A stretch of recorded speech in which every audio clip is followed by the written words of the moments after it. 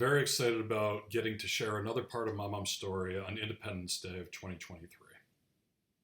My family arrived in New York on July 4th of 1949. And this Independence Day is our 74th anniversary of arriving in America. In today's video, my mom talks about the journey to the U.S. after the war with her husband and her firstborn daughter, my mom. She also talks about life in America after the war and how she loves this country. I'm very excited to share this with you.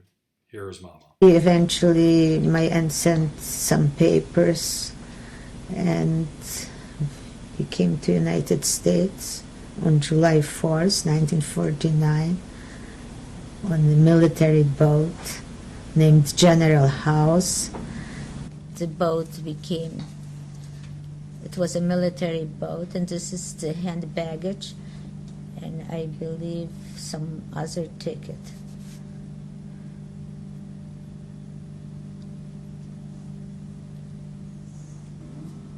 This is a meal ticket, and it says lifeboat number 9A in case we crash.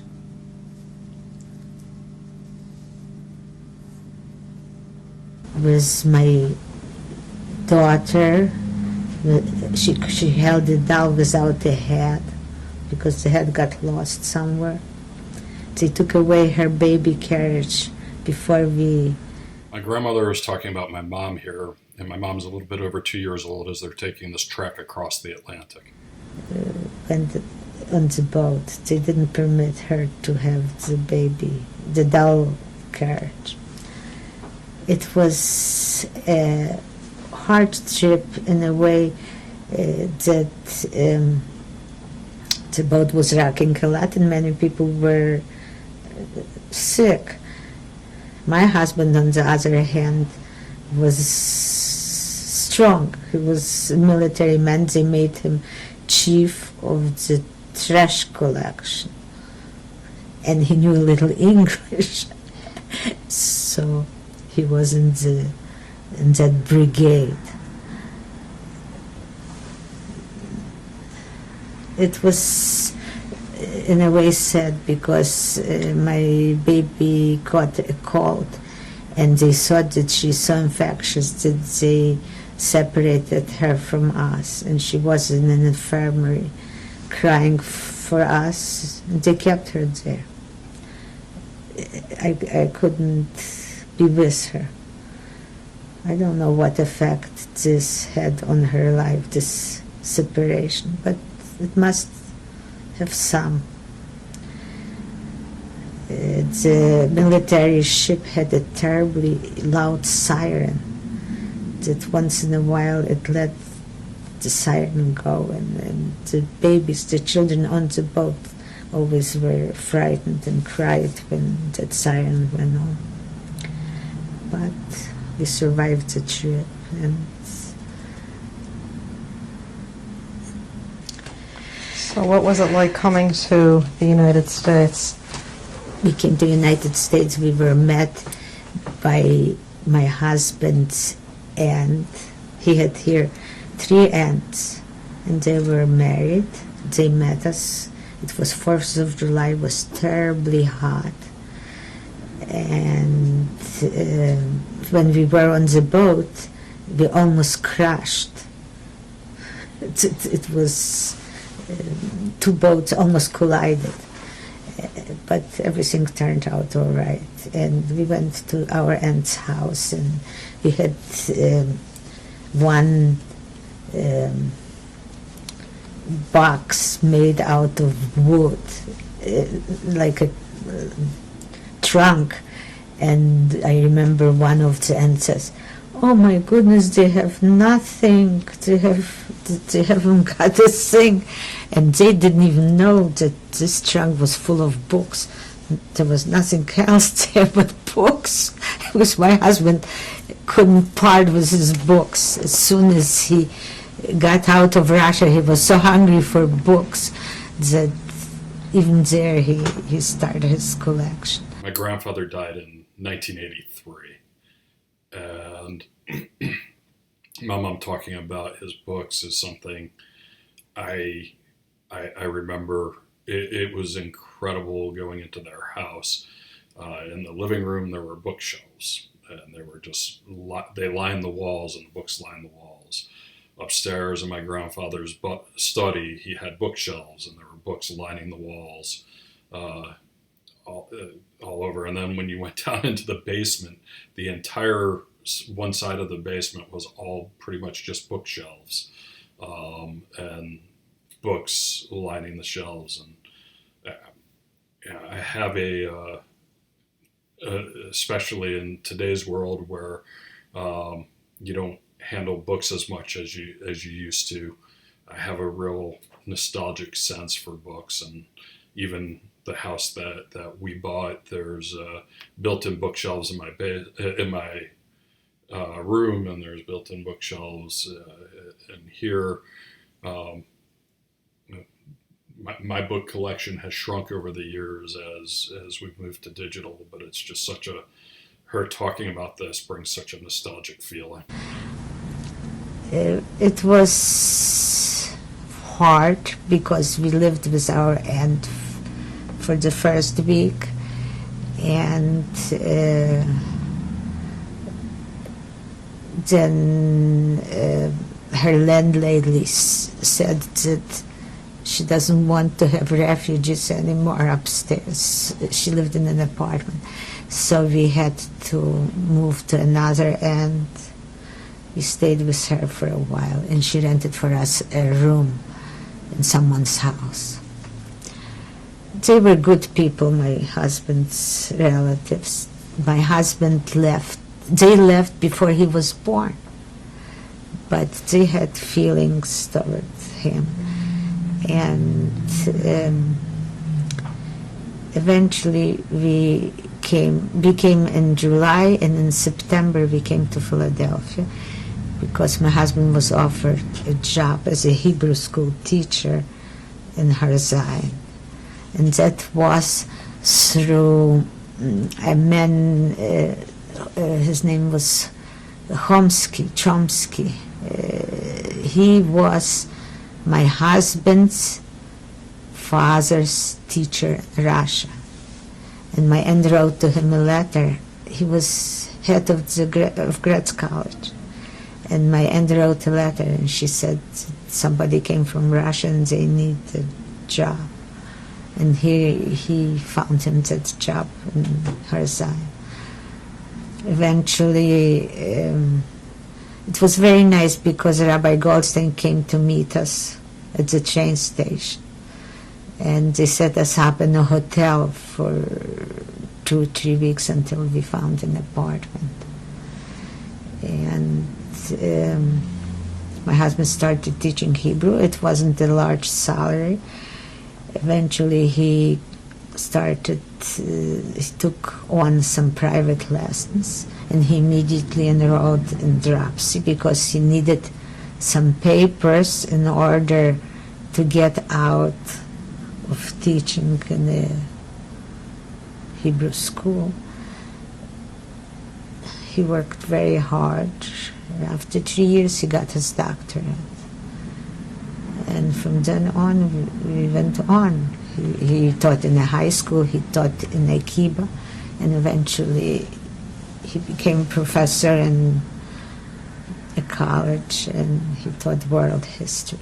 Can I just go back a little for when you Yes. first arrived here? I was wondering what it was like for you coming to Philadelphia and knowing just your husband and your daughter. It was difficult. I was always, especially when holiday time came, I mourned for the past.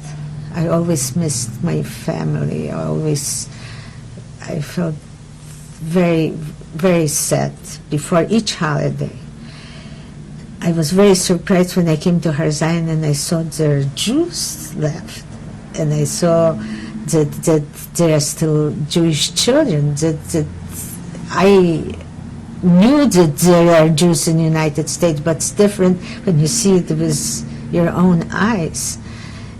It was it was comforting that we were all not annihilated. I thought no one is alive after the war.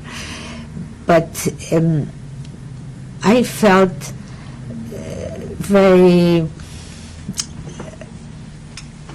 at times very sad. I thought to myself, now no one will ever believe that I had a father and mother and they come from a decent home.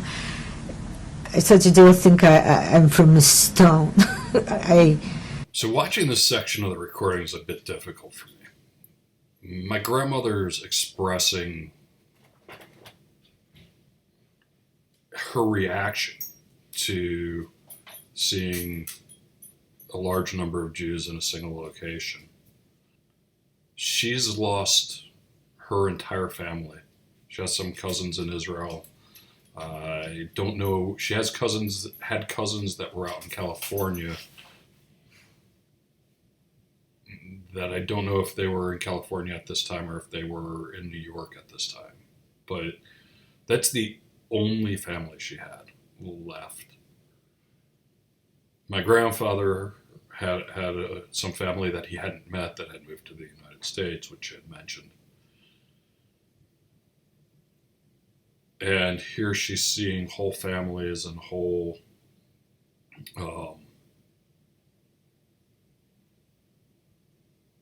generations of Jewish people who are similar to her that lived with families. And while I can't relate to what she was experiencing there, I do think it's interesting as a grandchild of a survivor who lost their whole family, that when I look at family, my family, I've got my mom and her 2 sisters and my 9 cousins. And, it's growing down into my cousin, my nieces and nephews and my cousins' children now, but that's the extent of our family. My wife, I married somebody from Atlanta whose family, both sides of her family have been in Atlanta for generations. And so she has, quite a large family there, but it's an interesting, it's the only way I have of relating to exactly what she's saying. But it's a very interesting dichotomy, and I think that it's something that's kind of hard to relate to when you realize how kind of small your family tree is. People were curious about us, and I had a hard time speaking English, even though I knew some English, and we continued to study English in Germany to prepare ourselves. It still was difficult. And I spoke to my child Polish. The first year I spoke to her Polish. It was easier for me to tell her of something in the Polish language than English. Eventually I got a job in Harzain Nursery School, and I taught there for 10 years. The beginnings are very hard. I don't say financially it was hard. What? Did you meet other refugees? One neighbor was a refugee, but she survived in different ways than I did. We kept a lot to ourselves. People wanted us, invited us from Harzain to their homes and all that, but my husband still was terribly afraid for his family, and he was afraid to say where he came from and what, in order to protect them. So he didn't want to talk about his past. I, on the other hand, felt, you feel like a refugee. You feel you feel lower than the other people because people are settled and when my aunt told my child, don't put your feet on the couch, I thought, this is so rude. I thought, we lost so many nice things. We lost everything. And a child puts her foot on the couch and she's so upset about it. I can understand now while she was, but at that time, I couldn't. I couldn't understand how material things are so important to people. We had different values. Now that we were here in the United States, life wasn't very easy, but I was so glad to be in this wonderful country. I always knew it is a good country, but now that we were here, it overwhelmed me too, because there were things that I didn't know about this place.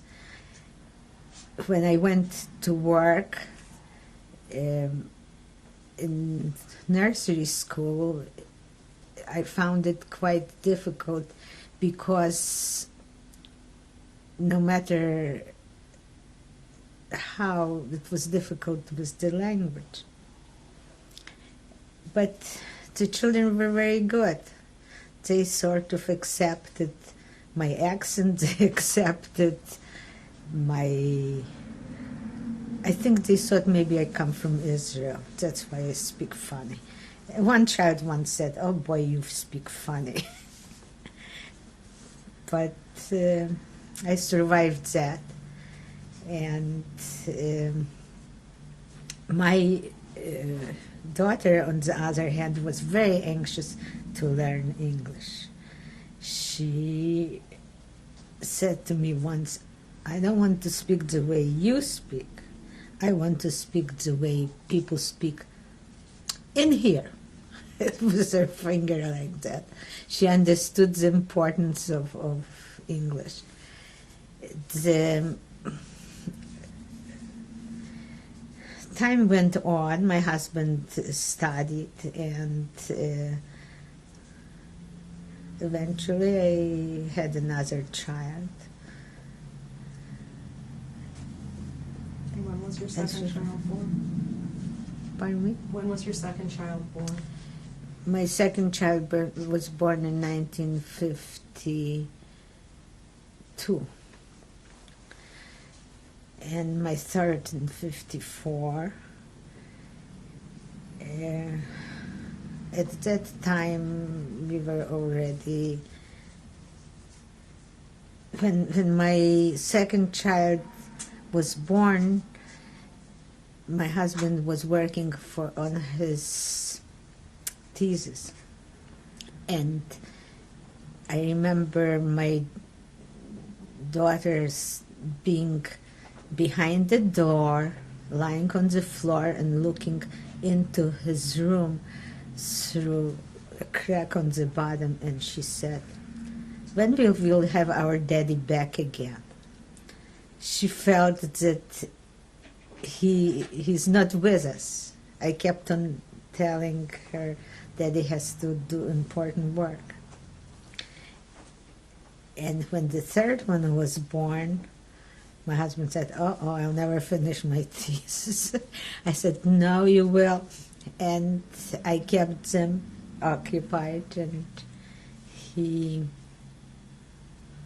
finished it, and he got his doctorate, and he also became citizen.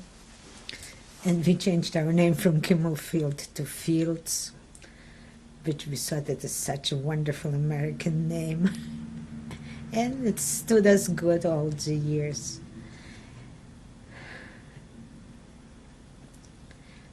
I think that coming from Europe and having only $5 in our pockets, we did pretty well.